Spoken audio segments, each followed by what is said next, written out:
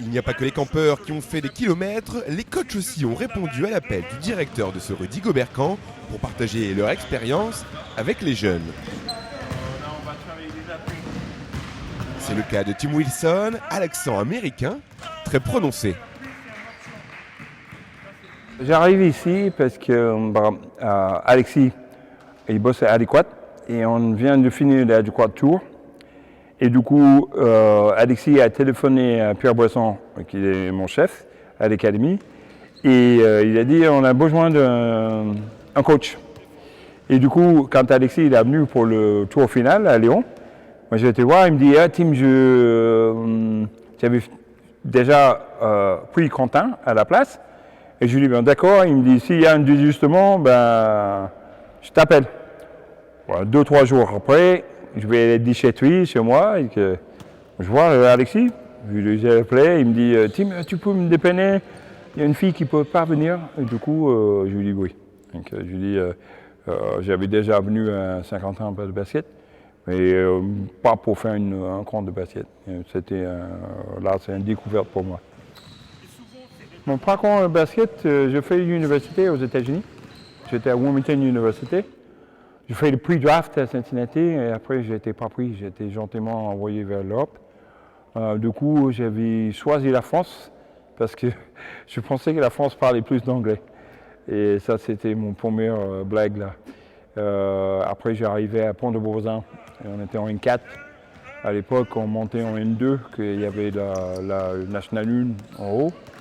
J'ai quitté là pour aller en Pro B à Salon.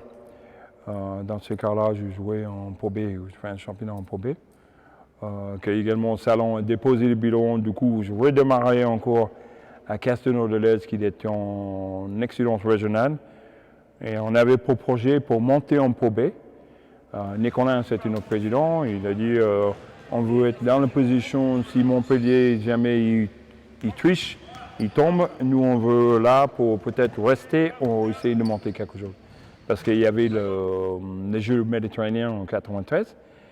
Et du coup, on a monté en N1. Et après ce projet-là, Nicolas est parti et le projet s'est mis à plat.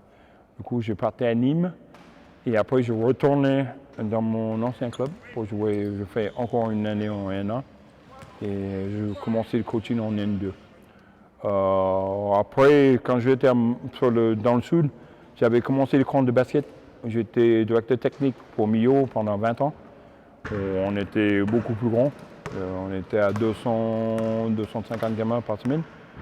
Et les 4 dernières années, j'étais à Genève, le All-American Basketball Camp, pendant 4 ans. Du coup, de venir là, c'était une chance pour voir autre chose.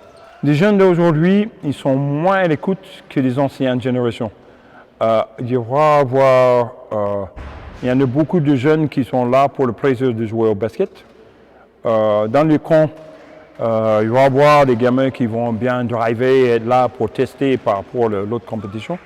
Mais la plupart des jeunes qui sont dans le camp, ils sont là pour prendre un ou deux techniques. Et après, essayer d'améliorer, être à l'écoute pour peut-être un changement pour être meilleur dans les tirs ou être meilleur dans le dribble, etc. Moi, je suis un Jurassic Park pour le basket en France. Ce partage d'expérience, c'est ce qui fait la force de ce Rudy Gobert Camp, à travers des valeurs bien propres au basket, de la rigueur, de la discipline, mais surtout beaucoup de plaisir.